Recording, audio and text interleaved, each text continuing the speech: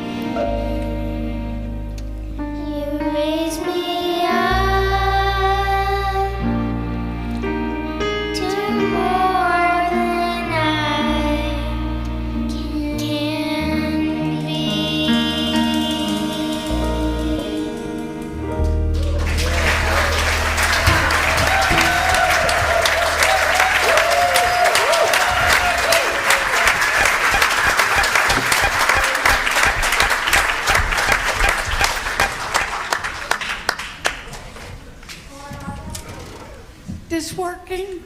I don't know what else could raise you up like that. That was so beautiful, girls. Oh, gosh. Anyway, it's time to bless our children. So if you'll just repeat after me. We love you. We love you. We bless you. We bless you. And we behold the divine spirit within you. And we behold the divine spirit within you. Thank you.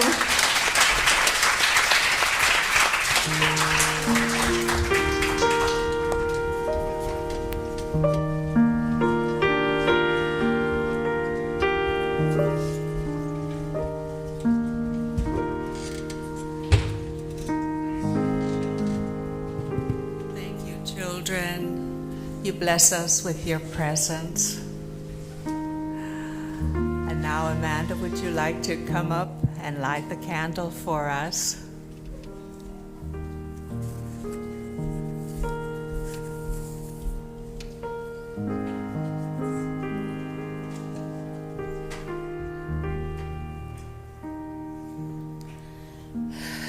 Oh, sorry.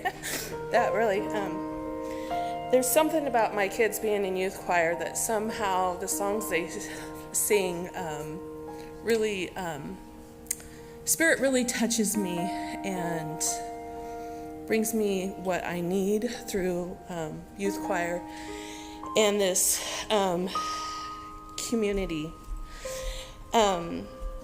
Sorry, I just need a minute.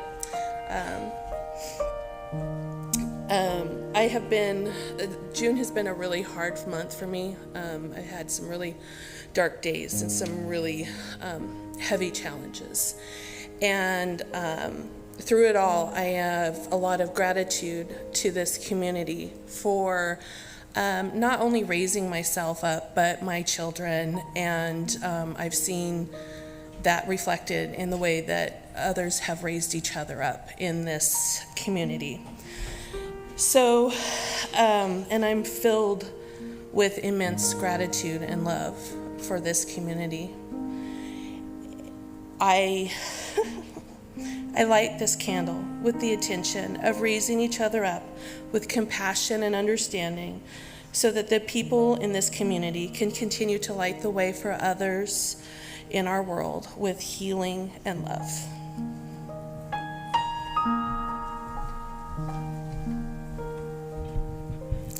Thank you, Amanda, on this prayer Sunday, last Sunday of the month. Prayerful mindset, living our lives from that prayerful place within. Thank you. And if anybody is with us for the very first time, we have a welcome packet for you. If you've not already received one and you would like to have one, feel free to raise your hand. And if you're shy, they're available on your way out. So everyone who wants one can have one. And if you are new with us, if you would wear this little name tag so we can identify you after the service and welcome you. Because we love you, we bless you, and we are so glad that you are here with us today. There is a sunflower tablecloth on one of the tables in the fellowship hall, and if you'd like to have a seat at that table, we'll find you so we can get to know you. And with that, let us go on that journey inward, where we know the divine resides within each and every one of us, for we are all beloved children of the one presence, one power. So let us pause for a moment in the stillness to consider all the blessings of our lives, knowing there is no time or space in God's world where we feel a sense of wonder as we imagine everyone in prayer being joined together in thanksgiving and gratitude. So we let go of any judgment we might hold, for we see the Christ in everyone we meet. We breathe deeply into our hearts and allow the breath to awaken love and appreciation within us. We feel the divine presence surrounding us and remember it is the source of all our good. We rest in the comfort and assurance of an inexhaustible resource that supplies our every need. And so it is. Amen. And on Prayer Sunday, we usually recognize all the prayer shawls that have been made by the prayer ministry. And Bonnie, would you like to join me up here so we can bless the prayer shawls and you can update us on information? So let us just take a moment. If you have a prayer shawl anywhere near you, send love and light so that the prayer shawl will be infused to bless the person who receives it, so they too know that they are children of the one source, the one power, the one presence. And so it is. So we have a few prayer shawl makers. The numbers are dwindling. So if you feel called to take up knitting or crocheting, we would welcome you, and we gladly provide instructions and materials, etc., etc. If you receive a prayer shawl, if you have a need for one for yourself or a loved one, we ask that you fill out this little tan tag. Come see Bonnie or me so we can help you fill out that tag, because our wonderful log keeper here really wants to know how to do that. Yes. And these prayer shawls are free, but if you feel prompted to give a donation, it would be welcome so we can supply yarn to those folks who can't afford to purchase it but who want to make shawls. Bonnie, how many shawls have we got? We've now given away 887 since 2012 when we started this. 2012. Thank you, Bonnie. Enough from me, and I do believe there is now more to come.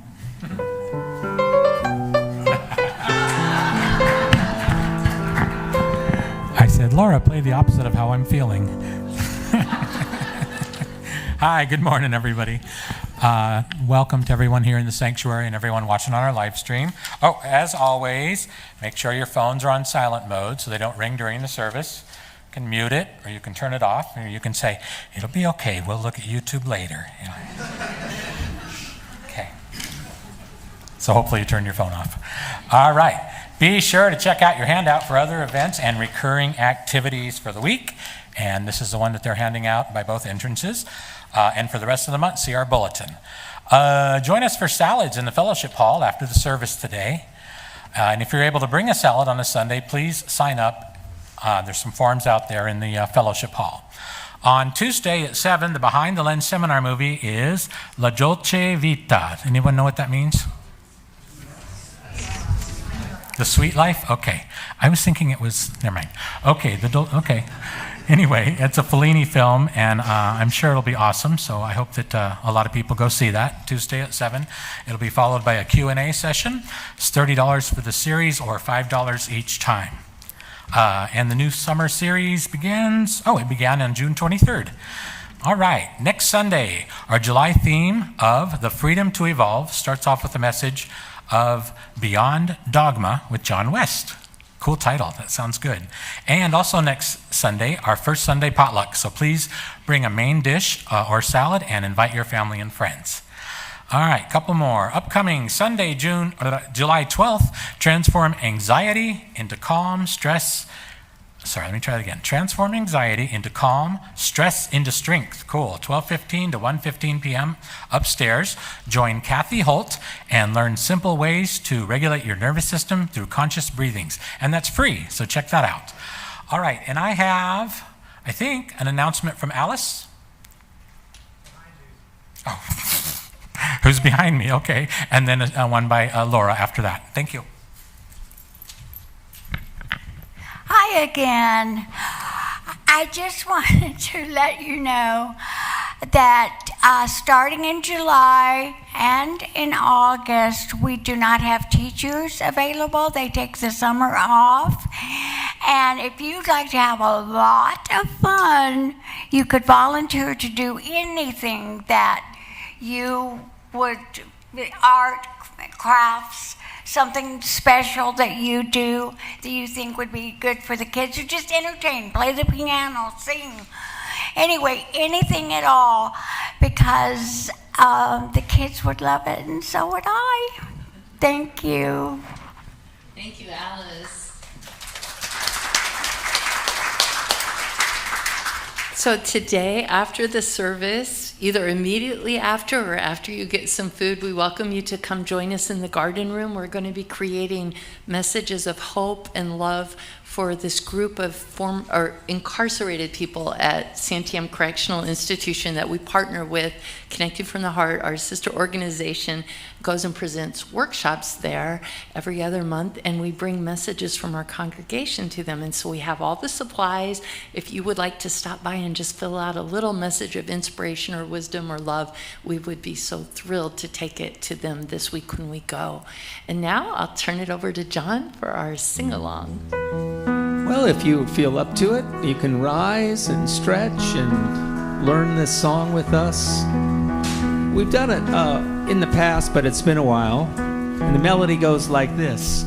Love, take me home, lead me to the doorway. Try that. Love, take me home, lead me to the doorway. Now the second part just kind of goes up, doing the knowing I am. It goes like this. Knowing I am, shining with the one light. Try it. Knowing I am, shining with the one light. And the chorus goes like this, very simple. I'm grateful, I'm thankful that I'm one with you. Let's try that together. I'm grateful, I'm thankful that I'm one with you.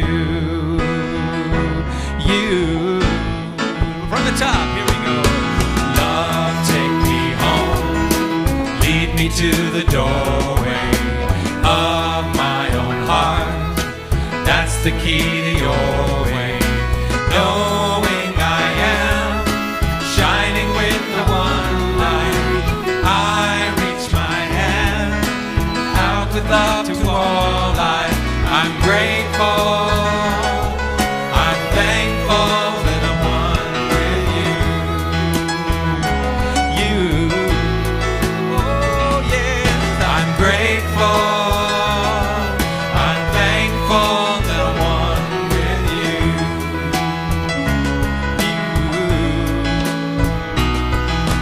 Love, take me home, lead me to the doorway of my own heart. That's the key to your way. Knowing I am, shining with the one light. I reach my hand out with love to all life. I'm grateful, I'm thankful that I'm one with you.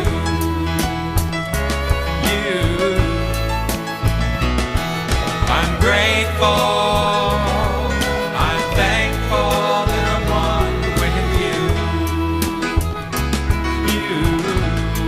Little instrument.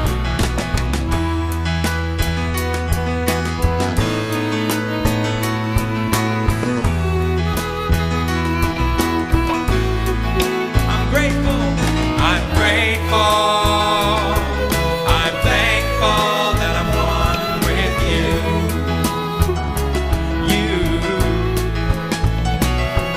I'm grateful, I'm thankful that I'm one with you. One more time. I'm grateful, I'm thankful that I'm one with you.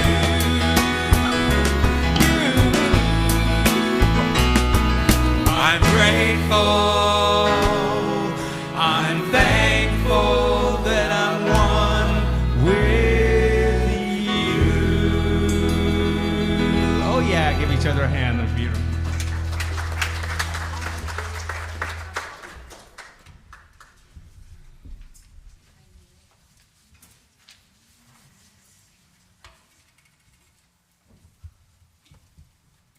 I'd like to invite you into a time of meditation. And I'd also like to share with you my new favorite breathing exercise to help me relax, and it works very quickly. So if you'd like to join me, we're going to take 2 quick sniffs in through our nose and 1 exhale through the mouth, and we'll do that 4 times. So it's like this.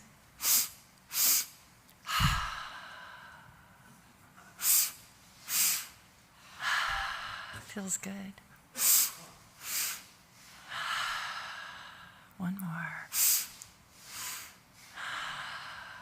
If you feel comfortable, you can relax. There is a play button on that video, hopefully, that it will start. There we go. So you have some choices here. Some people like to meditate with their eyes closed. Some people like to focus on something, so we have some nature scenes here for you to focus on if that's what you prefer. Let's just take a moment to settle into our bodies. I'd like to read to you a quote from William James. The transition from tenseness, self-responsibility, and worry to equanimity, receptivity, and peace is the most wonderful of all those shiftings of inner equilibrium, those changes of the personal center of energy, which I have analyzed so often. And the chief wonder of it is that it is so often it comes about not by doing, but simply by relaxing and throwing the burden down. In this room filled with love, over these airwaves filled with love, I invite you to release that burden. Release the fear. Release the worry. And relax into oneness with our divine Creator. Breathing in slowly, holding, and breathing out.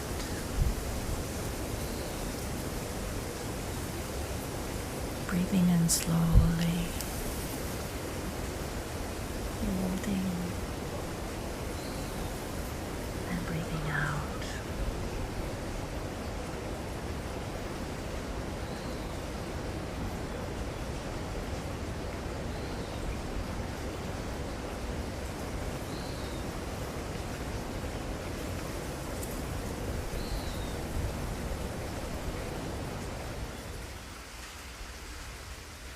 We enter this cathedral of our hearts, this sacred inner space.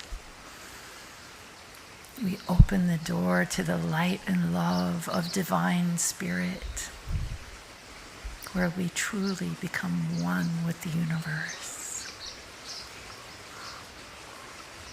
We lay our burdens down, and we're flooded with the light and love of God.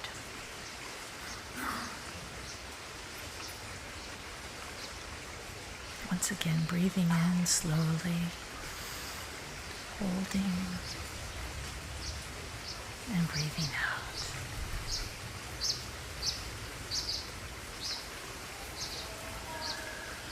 I invite you to bring your attention now back to this room. Wiggle your fingers and toes. Bring your breathing back to normal. We're going to enjoy a beautiful musical offering now from Jalen and Amanda.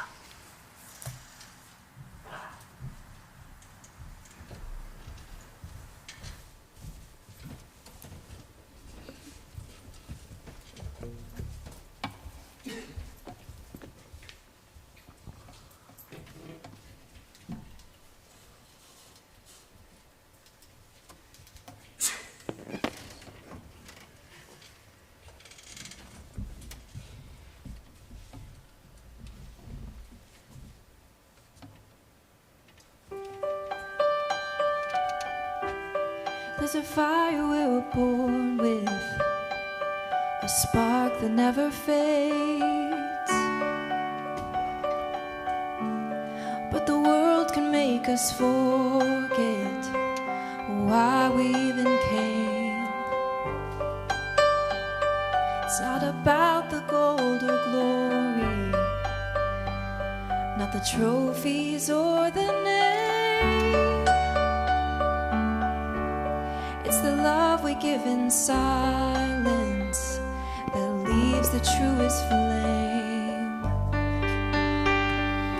You don't need a crown to be a healer.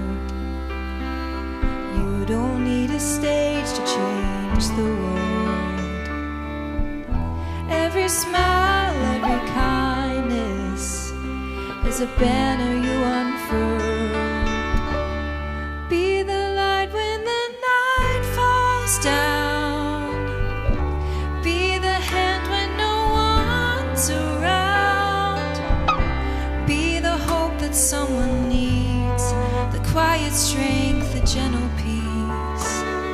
It's the little things that save a life. You were born to be the light. You don't need to fix it all, just be present, be sincere. Sometimes love looks like listening, just staying near. The universe moves mountains when one soul stands in grace. Hearts align and doors fly open when you hold that sacred space. You don't need wings to be an angel, just a heart that dares to care. The world is aching for a witness, so just show up, be there. Be the light when the night falls down. Be the hand when no one's around.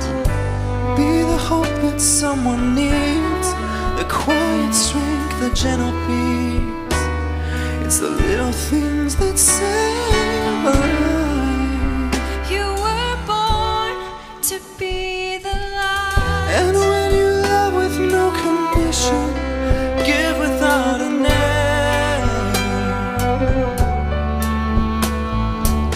that's when the universe will find you. Nothing stays the same. Abundance flows, your path ignites. When you choose love, you choose what's right. Be the light when the night falls down. Be the hand when no one's around. Be the hope that someone stays, be the calm that leads their way. One act of love can shift the tide. You were born to be the light. Shine it boldly, shine it bright. The world is waiting. Be the light.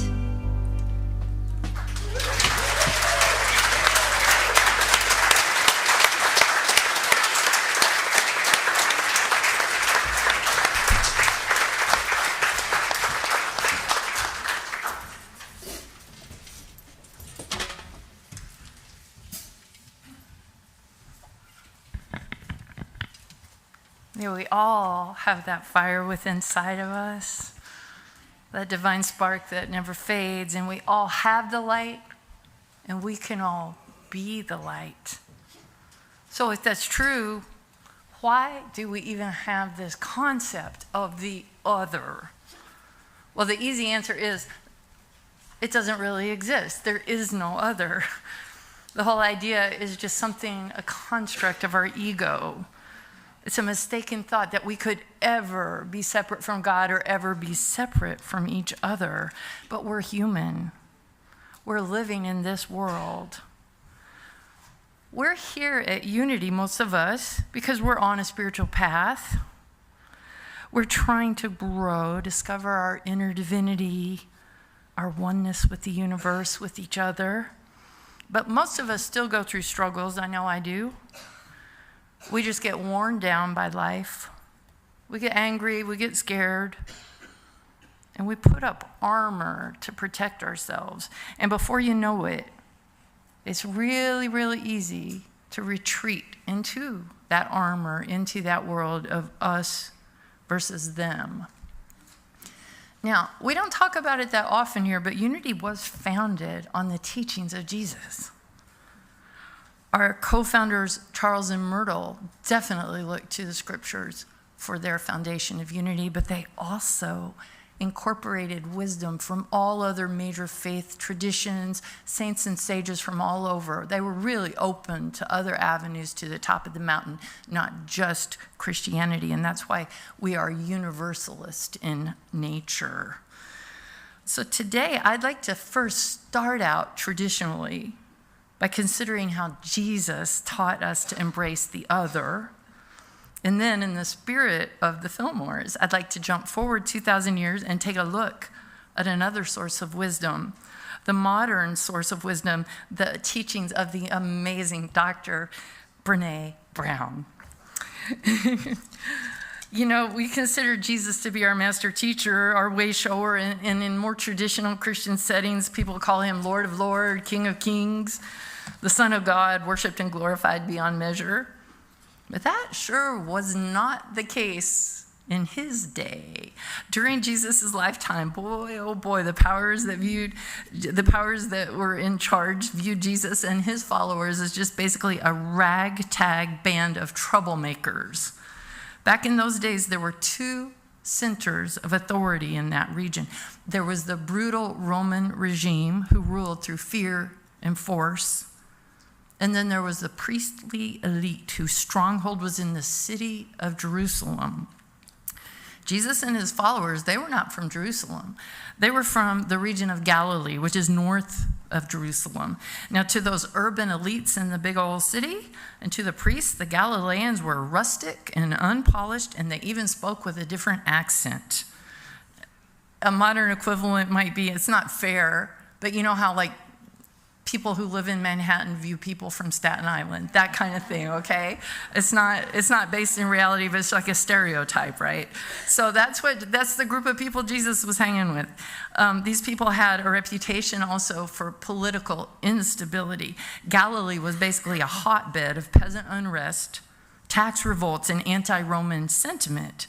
So when you have this charismatic character of Jesus emerging from that hotbed, followed by this group of his disciples, they were disenfranchised fishermen, day laborers, social outcasts, even women like Mary Magdalene. She was an independent woman that he had healed. It was unheard of in that day for a woman to be traveling like with a male teacher like that. So he was really breaking the rules. And when Jesus started drawing these massive crowds, you better believe that the establishment's immediate reaction was just deep alarm. To the Roman authorities like Pontius Pilate, even though they didn't have wealth or military armor or aristocratic lineage, this group, they looked disorganized. But because it was volatile and populist appeal among the lower classes, it made it a potential powder keg for a riot. And to the priests of the Jewish religious establishment, rumors spread that this man was breaking the Jewish law and even proclaiming to be the Son of God, the Messiah. In short, those priests were out to get him. Now, how many of you guys are familiar, if you hear the term, the Good Samaritan? Like, you kind of know a little bit about that story, right? And what's the main lesson that we get from that story? Like, we're helping someone, right? The parable of the Good Samaritan is often viewed as an example of helping a stranger in distress. And it is that, but it is so much more. In this particular story, we see a wonderful example of Jesus' attitude of inclusion, as well as his harsh indictment of the rigid cultural laws of purity and prejudice. Did you know that the reason Jesus was telling that parable was in response to being interrogated by a Jewish scribe who's basically like a religious expert in the Torah, the Jewish law? This scribe was testing Jesus to see if he could catch him breaking the law. He was basically trying to entrap him. So the scribe asked this foundational theological question: "Teacher, what must I do to inherit eternal life?" Now, Jesus, being very clever, instead of answering directly, he used a standard rabbinical counter question. He turned the spotlight right back onto that scribe and he said, "What is written in the law? What have you read there?" So, of course, the scribe knows the Torah backwards and forwards, and he recites, "Love God with all your heart, soul, strength, and mind. Love your neighbor as yourself." So Jesus commends him, says, "You've given the right answer. Do that and you will have eternal life. You will live." Now, if the conversation had ended there, the scribe would have just lost the debate because he would just stated what everyone already knew. He didn't gain any intellectual ground over Jesus. But the scribe, wanting to get ahead, justify himself, and catch Jesus in the act of betraying the rules, he asked a follow-up question. And this was a subject of intense debate among these first century Jewish sects. He said, Who is my neighbor? Now, to a modern reader, this sounds like a philosophical question, but to somebody who lived at the time of Jesus, this was basically an exercise in drawing boundaries. Back in those days, in that culture, if you were a neighbor, it meant you were a fellow Israelite, or if you weren't like full-fledged Israelite, you were what they call a resident alien, somebody who had moved there, but who was following the Jewish law. And being a neighbor explicitly did not include Roman occupiers, Gentiles, which means the non-Jews, or religious heretics, people breaking the rules. This scribe was looking for a precise legal boundary line. Where does my obligation to love end? And where does my permission to hate or to ignore begin? That's really the statement underneath the statement that he was asking Jesus. So once again, Jesus was very clever. He didn't just answer him head on. He did not define that line. He decided to tell a story. Now, this meeting took place really close to this road. Jesus was headed to Jerusalem, and outside of the city of Jerusalem, there's this 17-mile road called the Jericho Road, and it's steep, and it's rocky, it's dangerous and scary. You drop 3,000 feet by the time you get from one end to the other. And this road was also famous for having bandits, people that would rob you and beat you up and hurt you. It did have police, but they weren't always able to protect people. So Jesus told a parable of a man who had been traveling that road, and that road was clear in their imaginations because they were really close to it. And this man, in his story, his parable, was beaten up and robbed and left for dead along the side of the road there. So along down the path comes a priest, and then comes a Levite. Now, both of these guys are meant in the story to represent the elite religious aristocracy of Jerusalem. And they would be considered proper and pious, really holy in Jewish society. And they didn't stop. They didn't stop to help this man. They didn't want to risk compromising their purity. Now, to be fair, if they had gone over and touched that man's body, and that man was dead, or if he died while that he was being touched by them, they would have had to go back to their temple, pay a heck of a lot of money to undergo these religious rites to purify themselves again. So that might have been part of their consideration, but for the most part, it was that this man is an outcast. I'm not going to help him. That was the message. So they don't come anywhere near that half-dead man. They basically leave him to his horrible fate. Then another character, our good friend, the Samaritan, appears. Now, to the Jews, the Samaritans were not just outsiders. They were considered religiously corrupt, and they were bitter enemies. The Samaritan would have been despised by the Jewish society as radically impure. And yet this man stops to help the bleeding, half-dead man by the side of the road. And this man lying by the side of the road is a Jew, by the way. And he was not helped by his priests, he was helped by a Samaritan. This man not only stops, but he acts with great tenderness and compassion. He scoops up the man. He dresses his wounds with some very expensive ointments that he had with him. He takes him back to a hotel of the day, an inn. He pays for this man's room and board while this man recovers. This is a huge act of kindness. So, by making this hated Samaritan the hero of the story, Jesus completely shatters the trap that scribe had set for him. At the conclusion of the story, Jesus never does answer the question, who is my neighbor? But instead, once again, he flips it around and he asks the scribe a question. He says, which of these three do you think was a neighbor to the man who fell into the hands of the robbers? So basically, the original question that the scribe asked, who is qualified to receive my love? Jesus turned it around to, whom will you actively become a neighbor to? The scribe had no choice. It was so obvious he couldn't say anything except the one who showed the man mercy. The scribe didn't even want to say the word Samaritan. It's like that word could not cross his lips. So he had to say, the guy who showed the mercy. So Jesus gave him a challenge. He says, you go and do likewise. So I think we kind of know that about Jesus, right? He's radically inclusive, loving, compassionate, didn't give a hoot about all the laws that separated people. He wanted people to come together in love, tear down those walls of prejudice, and show us the better way, the world filled with compassion. That was Jesus. He's telling us there is no other. Everyone is our neighbor. But to love others requires something. And here's the trick. And it's not the most obvious thing in the world. To love other people, you have to first love yourself.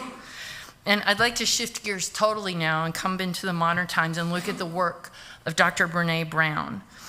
She sheds a lot of light on how we can more effectively embrace the other by first embracing ourselves. Brené Brown is a serious scientist. She's a research professor at the University of Houston Graduate School of Social Work, where she has spent more than 2 decades studying courage, vulnerability, shame, and empathy. She's the author of multiple #1 New York Times bestsellers and her famous TED Talk on the power of vulnerability, which I mentioned in the handout today. It remains one of the most viewed videos in the whole world. And as you might guess, she is also an awesome storyteller. So I just cannot recommend her videos more highly because she's hilarious, first of all. You listen to her, she's from Texas, so that warms my heart because I grew up in Texas. And I understand where she's coming from with all of that. And she's down to earth and salty and gritty, but man, does she have a lot of wisdom to share. So she says, we believe, after studying the world for all these years that she studied it, she believes all human beings are connected by something greater than our individual selves. Our brains are hardwired for connection. At the deepest level, we all want to be seen, heard, and valued by the people around us. But we won't ever get to that place of connection and oneness if we ignore the suffering of others. We all start out with that divine spark burning brightly, with our hearts and our minds open. But something happens to us as we grow up. The world is just a tough place. People do things, and we wound up getting hurt. We go through traumas. We feel threatened, we feel afraid, and we start to doubt ourselves. This, happens in our formative years usually. No matter how wonderful our parents were, they also went through this in their childhood. Everybody's doing the best they can, but people end up having traumas in childhood, and that causes this fear that we're not enough.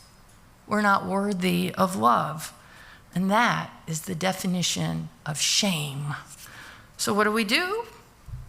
We put on protective armor, and that has 2 really harmful effects. The first one is we become a prisoner to that armor long after it is done serving us. It traps us in that distance from others. And the other harmful effect is we start to look out for a scapegoat. We look out for an other to look down on, to blame. building an us versus them defense mechanism. We back ourselves into what Brene Brown calls ideological bunkers.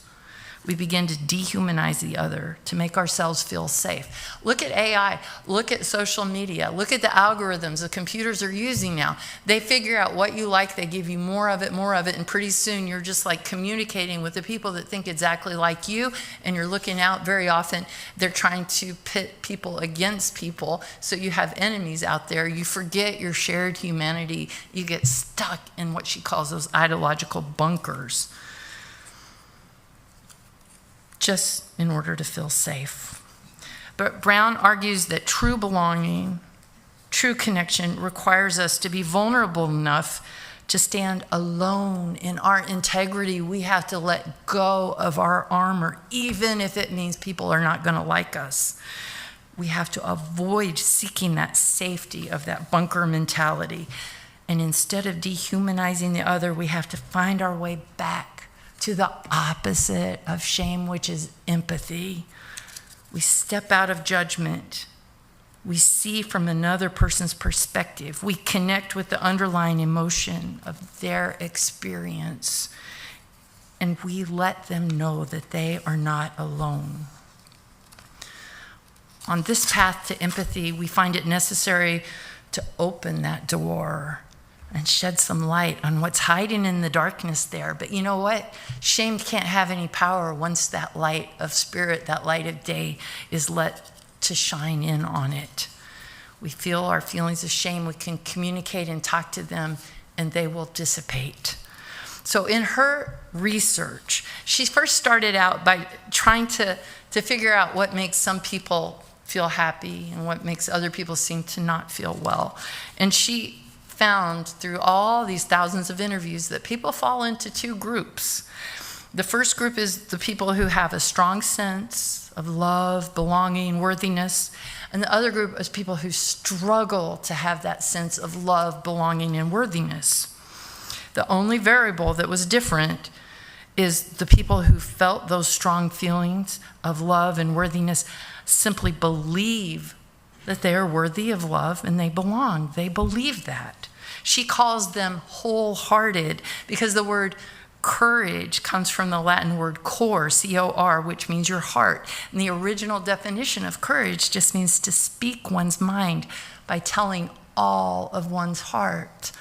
So she calls people who are able to feel their self-worth and that they're worthy and that let go of their armor and take the chance on being vulnerable, she calls them wholehearted. In her studies, those people who have a strong sense of love and belonging have the courage to be imperfect. When we're true to ourselves, we can practice compassion with others because we can practice it first with ourselves. We're willing to let go of those thoughts of who we should be, and we're okay with being who we authentically are. That means we're willing to become vulnerable. And instead of retreating into the armor meant to protect us from our shame, we approach the world with empathy and curiosity. We're willing to risk being open and true to ourselves because this allows us to experience deep connections and to live life fully. When we work from the assumption that we are enough, the need for the other just evaporates. We no longer need to protect and defend ourselves from being vulnerable. I love this quote from Brene Brown in her famous TED Talk called The Power of Vulnerability, which, by the way, you can watch for free on YouTube. She says, "We let ourselves be seen, deeply seen, vulnerably seen, and to love with our whole hearts, even though there's no guarantees. To practice gratitude and joy in those moments of terror instead of catastrophizing what might happen. To say, I'm grateful, because to feel this vulnerable means I'm alive. It's to believe that I'm enough. Because when we work from a place that says I'm enough, then we stop yelling, we stop blaming, we stop hunkering down in our ideological bunkers. We're kinder and we're gentler to the people around us. And we're kinder and gentler to ourselves as well. So I stand here today and I extend an invitation to you If you feel safe, will you please consider joining me in opening our hearts and our minds and becoming vulnerable with each other? I believe that when we take that step, we open the door for deep, deep healing. And together, we can help each other remember our wholeness. And we can beautifully move forward as one in spirit, surrounded by love, our hearts filled with joy and gratitude. Thank you. Namaste.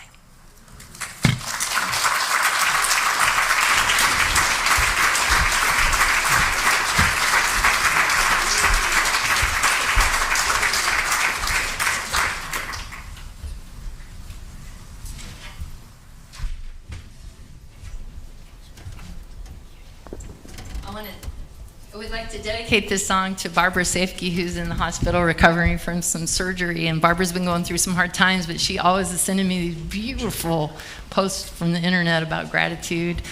And so Barbara, this is for everybody, but this is especially for you.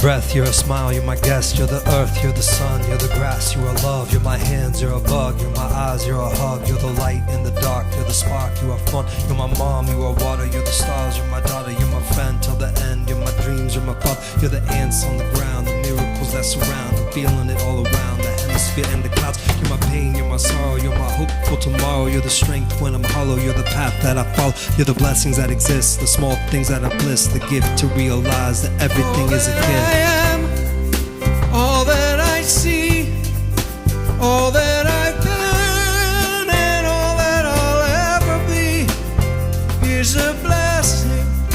It's so amazing, and I'm grateful for it all, for it all. Na na na na na na na na na na na na na na na na.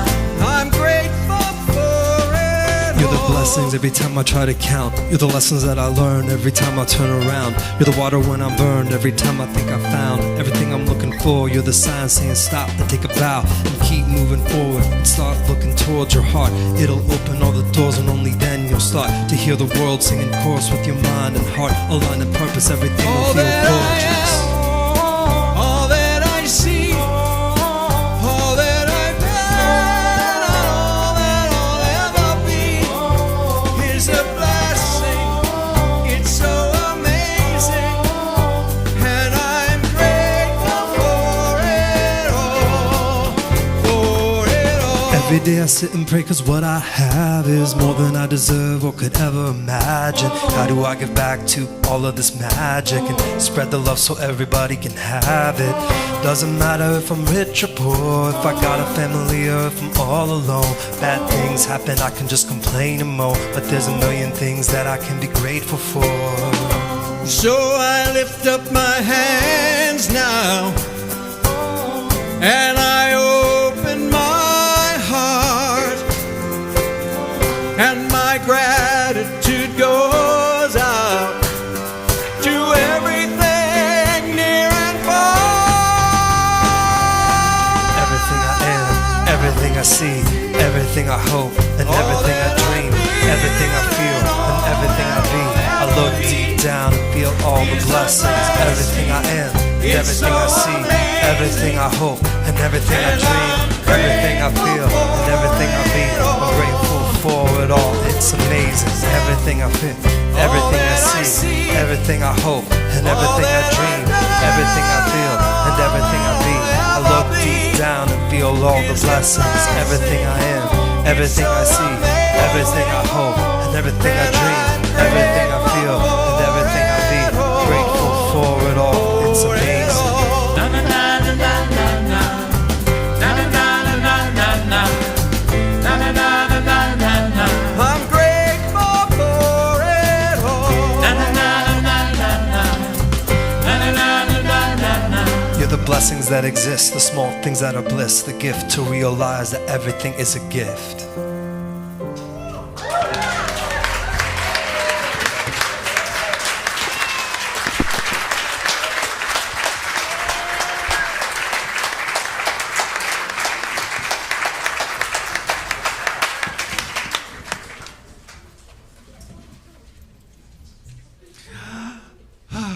Wow, the energy here is amazing. Thank you so much. Thank you, band. Yeah, we're going to bring up the affirmation, our offering affirmation. This is a time we can gather our gifts and just let that love of community that started this morning with those two girls, if you were here for that, or if you missed that, you got to watch that on video, Aubrielle and Astoria.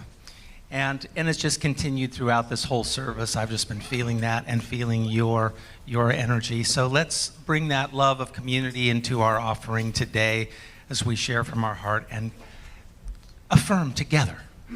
Divine love through me blesses and multiplies all that I have, all that I give, and all that I receive. I give in love and I trust God.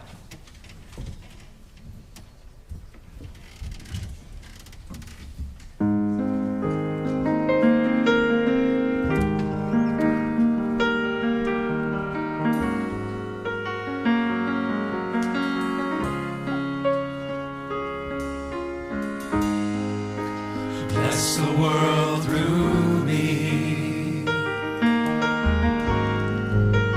Bless the world through me.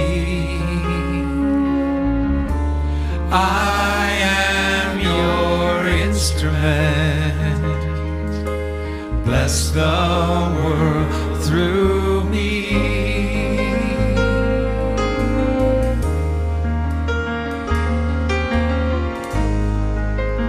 Bless the world through me. All the love inside of me.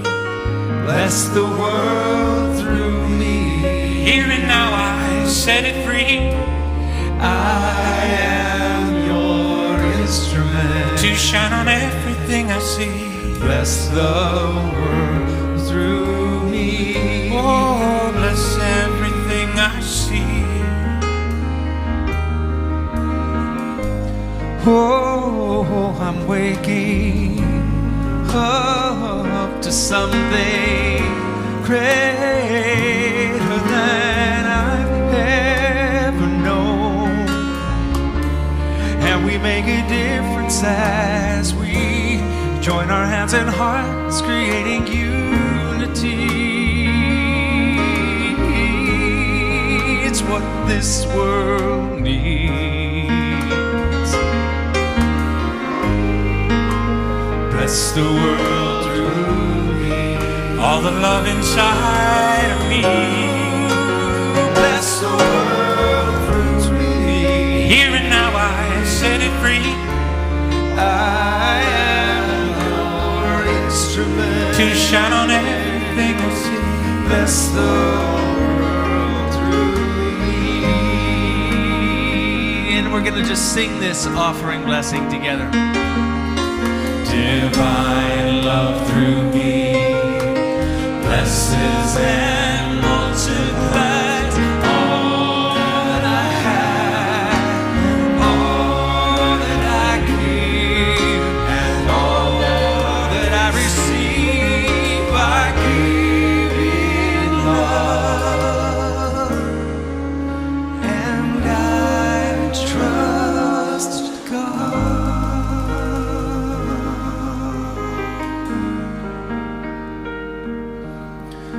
And so I'd just like to take this moment to thank everybody who's contributed to this service and everybody who's joined us, and then shine a special spotlight today on our prayer ministry. If you're involved in our prayer ministry, would you just take a moment to rise, to stand up, see who you are?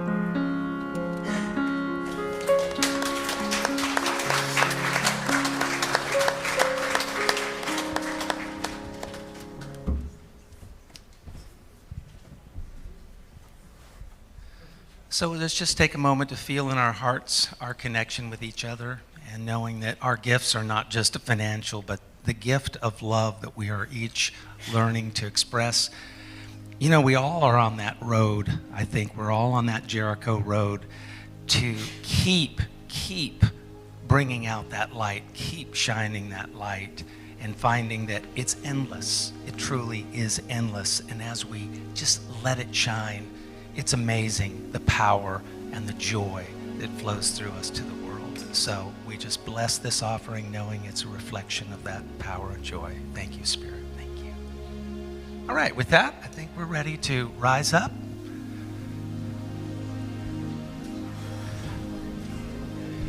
And, I forgot to mention our chaplains. Wave your hand if you're a chaplain out there.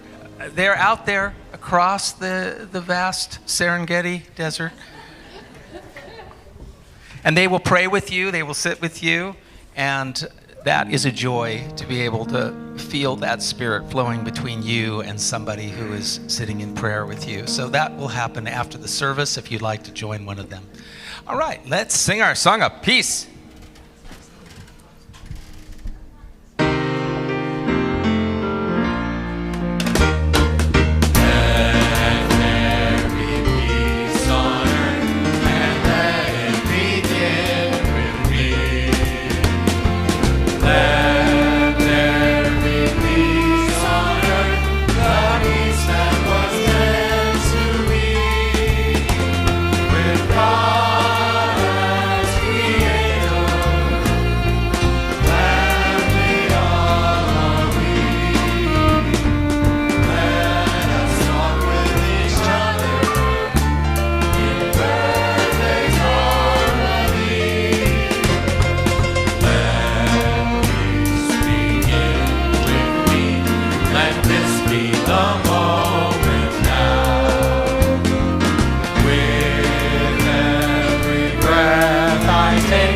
Let this be my